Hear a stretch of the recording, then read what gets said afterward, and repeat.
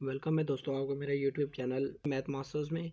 तो आज हम जिस टॉपिक के ऊपर बात कर रहे हैं वो है द बाइनोमियल थ्योरम। और बाइनोमियल थ्योरम में सबसे पहले हम आपको जो इसका फार्मूला है उसको एक्सप्लेन करेंगे कि जो बाइनोमियल थ्योरम है उसकी बेसिकली फॉर्म हमारे पास जो होती है वो होती है a प्लस बी की पावर n होती है। तो ये जो n है ये हमेशा आपके पास पॉजिटिव वैल्यू होता है, यानी एक पॉजिटिव इंटीजर्स का होना ज़रूरी होता है। पॉजिटिव इंटीजर होगा तो बाइनोमियल थ्योरम उसके ऊपर अप्लाई होगा। तो इसको लिखने का एक जनरल सा फॉर्म उन स्टूडेंट्स के लिए जिनको याद करना मुश्किल होता है, तो वो सबसे पहले आपने एक इसकी लिखनी है n, उसके बाद आपने ज़ीरो से स्टार्ट कर लेना है, उसके बाद प्लस, फिर आपने n1, फिर इसी तरह n2 प्लस n3 लिखने के बाद आपने डॉटेड डाल लेना है। डॉटेड डालने के बाद लास्ट में आपके पास आ जाएगा n। मीनिंग ये हुआ कि जो हाईएस्ट पावर, अगर आपके पास n की वैल्यू क्या हुई 5, इसका ये मीनिंग होगा कि आपने 50 से स्टार्ट करना है और 55 तक जाना है, ये n वैल्यू हो गई। उसके बाद आपके पास दो वैल्यूज़ है, एक a है और एक आपके पास b है। आपने a भी राइट किया, b भी। इसी तरह सबके साथ a b, a और यहाँ पे भी b हो गया, यहाँ पे भी a हो गया, यहाँ पे भी आपका b हो गया। और इसी तरह मैं लास्ट में जो एंड करने लगा वो भी a है और वो भी b है। अब आपने क्या करना है, यहाँ पे फर्स्ट वैल्यू n ज़ीरो है तो यहाँ पे आपने राइट किया n और एक के ऊपर क्या ज़ीरो। अब n क्या है, n मान लीजिए अगर आपके पास वैल्यू 5 है तो बड़ी वैल्यू को आपने कम करना है, और जो अगर दूसरी जो हमारी r होगी वो हमारी क्या है, ज़ीरो है।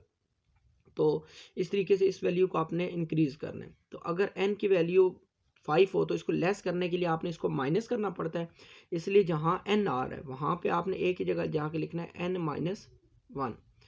क्यों, इसके एक फार्मूला, इसके आगे मजीद चल के क्वेश्चंस में आपको समझ आ रही है। आगे ज़ीरो है, n-1, नेक्स्ट होगा n-2, फिर होगा n-3 up to so on dotted. Last में हमारे पास क्या मौजूद है, a। तो a वाली जगह पे आपने ये कर लेना है कि यहाँ पे आपके पास n ओवर n है तो यहाँ पे आपने कर लिया n-n। ओके, सो नेक्स्ट हमारे पास ज़ीरो था, अब ज़ीरो से हमने वैल्यू को बढ़ाना है कहाँ तक, 1। उसके बाद हमने नेक्स्ट जो टर्म है वो हमारे पास आ जाएगी b की पावर क्या हो जाएगी 2। b की पावर 2 होने के साथ साथ अब नेक्स्ट जो हमारे पास इसमें वैल्यू आ जाएगी वो हो जाएगी b की 3। फिर नेक्स्ट लास्ट पे जाने के बाद यहाँ पे आपने देखा कि n की वैल्यू n है, तो यहाँ पे जो हमारे पास a की वैल्यू जो होती है वो तो ज़ीरो हो जाती है और b की पावर जो होती है लास्ट पे n आ जाती है। सिंपल वर्ड अगर आप फार्मूले को देखें तो यहाँ पे हमारे पास n ओवर ज़ीरो होगी और लास्ट पे हमारे पास बनेगी, यानी एक हमारी बनेगी n और ज़ीरो बनेगी और लास्ट में हमारे पास ज़ीरो ओवर n बनेगी फॉर्म। तो ये था बेसिकली बाइनोमियल थ्योरम। तो फाइनलाइज अगर हम इसको करते हैं तो फाइनलाइज में हमारे पास होता है a प्लस बी की पावर जो होती है n, उसको अगर हम समीशन की फॉर्म में लिखें तो वो हमारे पास होगी n over r, a n minus r और b की पावर n। ये हमारा बेसिकली क्या प्रूव हो गया, बाइनोमियल थ्योरम।